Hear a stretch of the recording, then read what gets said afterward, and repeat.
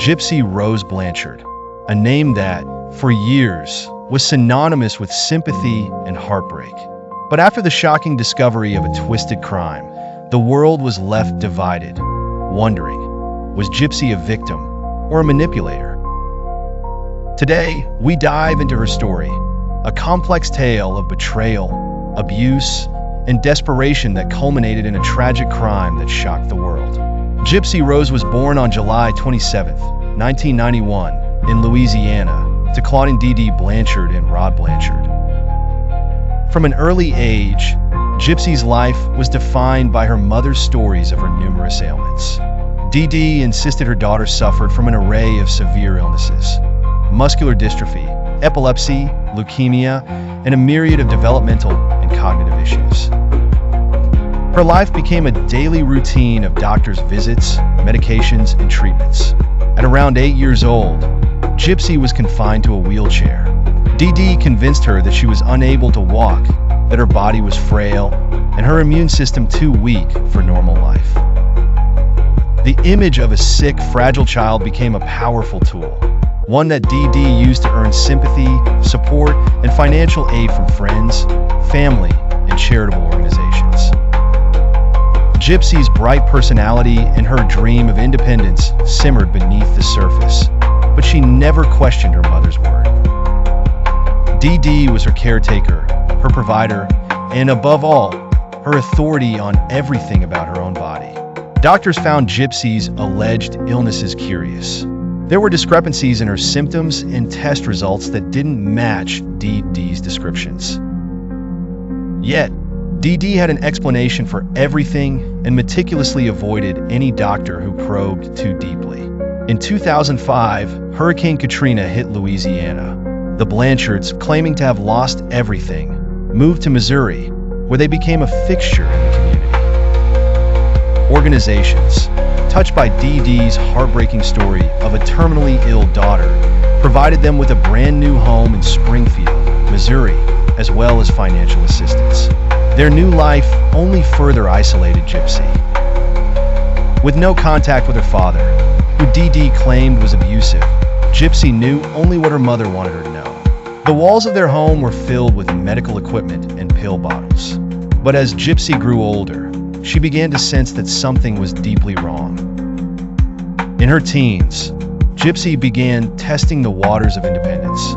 She sneaked out to use the family computer, finding solace in online fantasy worlds, chat rooms, and ultimately, dating websites.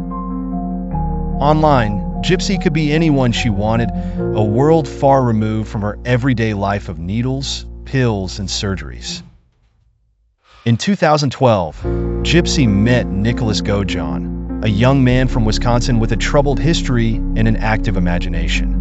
The two bonded over shared struggles and dreams of romance. The more she confided in Nick, the more he realized the extent of Dee's control over Gypsy. Together, they formed a plan to escape her mother's grasp, and it was one Gypsy believed was her only hope. On June 14, 2015, the plan was set in motion. While Dee slept, Gojon entered their home. Gypsy hid in the bathroom, covering her ears to block out the sounds of what was happening. Dee Blanchard, the woman who had spent years lying to doctors, friends, and even her own daughter, was dead. Gypsy and Nick fled the scene, heading to Wisconsin, where they thought they could start anew. But their escape was short-lived. Gypsy's need for connection proved to be their undoing. She posted a cryptic message on Facebook from her mother's account, which alarmed neighbors and led police to investigate the Blanchard home. Gypsy Rose Blanchard remains in prison, but she is now a symbol of survival, resilience, and the tragic consequences of unchecked abuse. Her life story, tangled in a web of deceit and manipulation spun by her mother, Dee Blanchard, raises deep and troubling questions about trust, freedom, and the boundaries of love. Gypsy lived in a world where trust was a fragile thing, confined within the walls her mother built by lying that Gypsy was severely ill. Dee convinced everyone, from neighbors to doctors, that Gypsy was a sickly young girl with multiple ailments, including leukemia and muscular dystrophy. This false reality trapped Gypsy in a cycle of unnecessary treatments and hospital visits, stealing her childhood and freedoms. Could society have intervened earlier?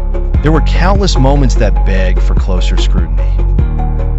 Perhaps a deeper investigation by medical professionals or a more questioning stance by friends and family could have pierced through DD's web of lies. Today, Gypsy continues to adjust to life without her mother's control. She has since expressed regret, both for her mother's death and for the life she missed out on. But as her story unfolds, it becomes clear that Gypsy is not just a victim. She is a surviving beacon of resilience. Her story, though riddled with sadness and regret, has illuminated the devastating impacts of Munchausen syndrome by proxy.